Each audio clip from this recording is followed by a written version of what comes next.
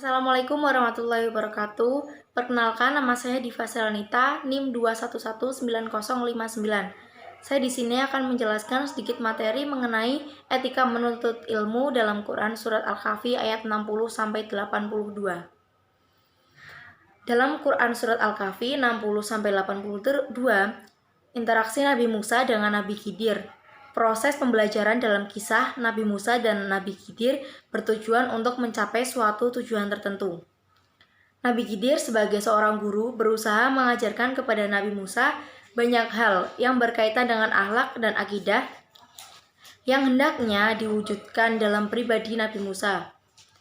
Pada awal pertemuan antara mereka telah dijelaskan bagaimana sifat takabur Nabi Musa mulai tampak ketika ia berpidato di hadapan Bani Israel.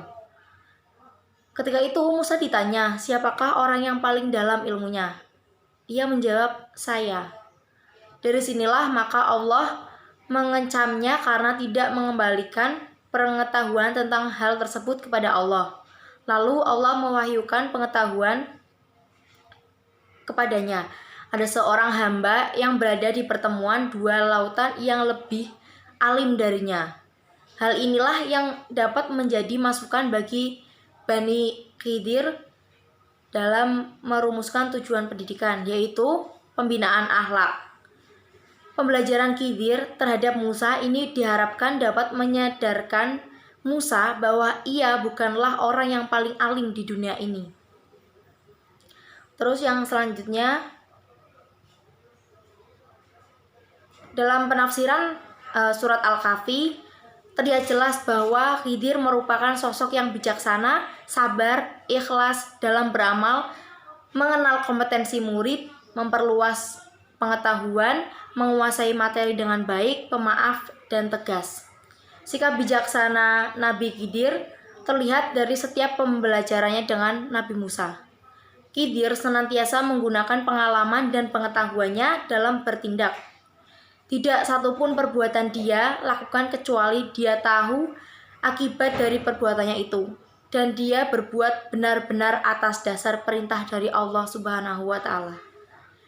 Dari kisah di atas dapat disimpulkan bahwa seorang pendidik harus memiliki sifat yang memang seharusnya dimiliki oleh pendidik, yaitu pemaaf, tegas, sabar, ikhlas, mengenal potensi murid, berpengetahuan luas, dan menguasai materi dengan baik.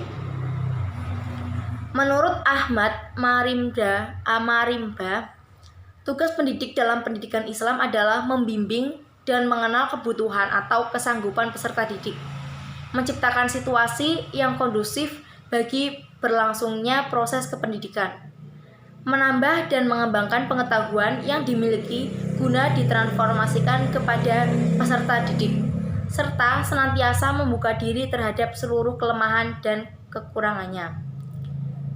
Sekian dari saya, kurang lebihnya mohon maaf. Wassalamualaikum warahmatullahi wabarakatuh.